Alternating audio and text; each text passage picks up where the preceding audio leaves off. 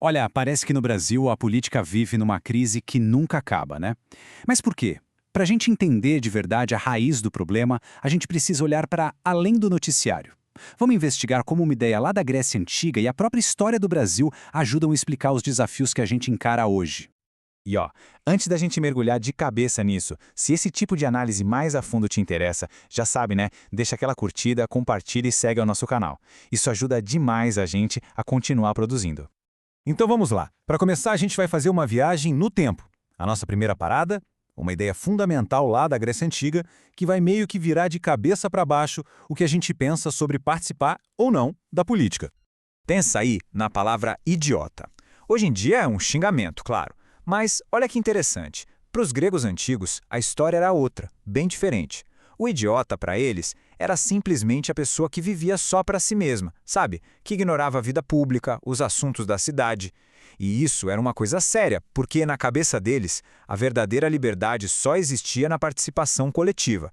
Então, se omitir da política, era basicamente abrir mão de ser livre.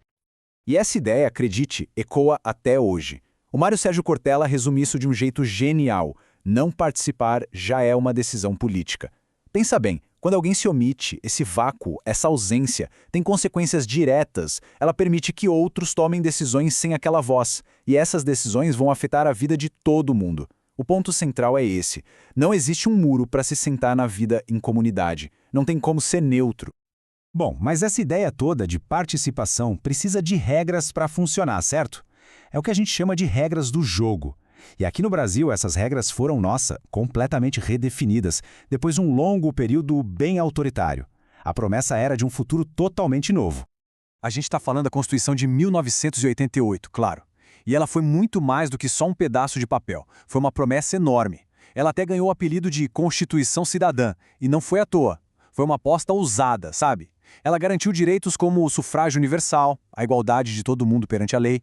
Enfim, ela desenhou no papel um ideal de país muito mais justo, muito mais democrático. Era para ser o marco zero de um novo Brasil. Aí vem a pergunta de $1 milhão, né? Se a gente tem essa base tão sólida no papel, por que parece que a gente vive numa crise que não acaba nunca? Bom, a resposta talvez esteja numa desconexão histórica, um problema que, olha, vem de muito, muito antes de 88. Tem um jurista, o José Pedro Galvão de Souza, que aponta o que ele chama de um vício de origem. O argumento dele é o seguinte: os nossos sistemas políticos, lá desde a República, foram construídos com base em ideais muito teóricos, sabe? Muitas vezes até importados de outros países, e não a partir da nossa realidade social, da nossa história. Ele dá um nome para isso: apriorismo. E é isso que nos leva a um conceito que é chave para entender tudo isso: a Constituição apriorística.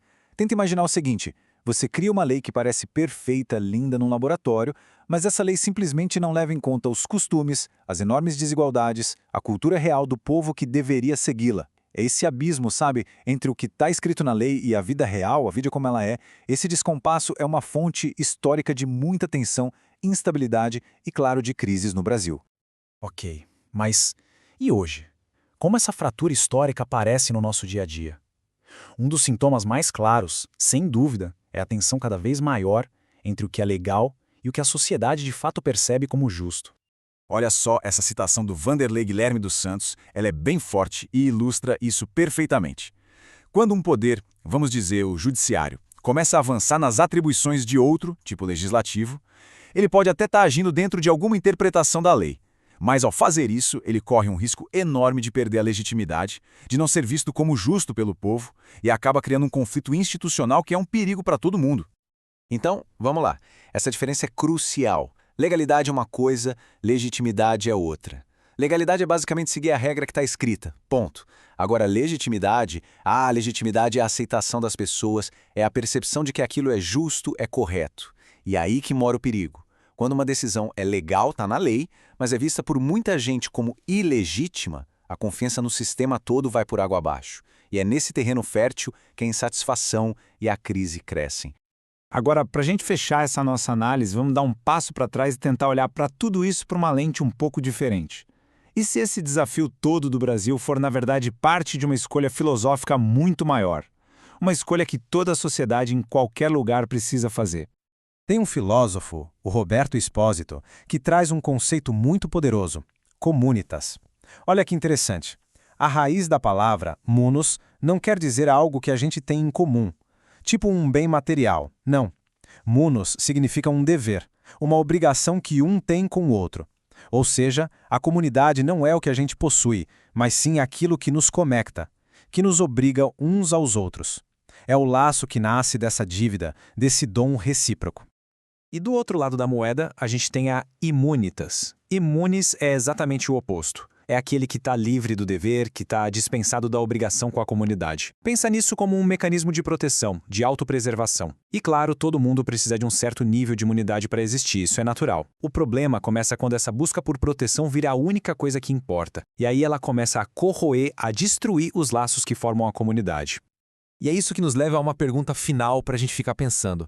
Será que a crise brasileira, com todos os seus privilégios, com a corrupção, com essa distância gigante entre as leis e o povo, será que tudo isso não é, no fundo, um excesso de imunidade? Uma situação em que a busca desesperada por proteção, por privilégios, por isenções para alguns poucos, acaba simplesmente destruindo aquele senso de dever que um tem com o outro? Ou seja, acaba destruindo a comunidade para todo mundo?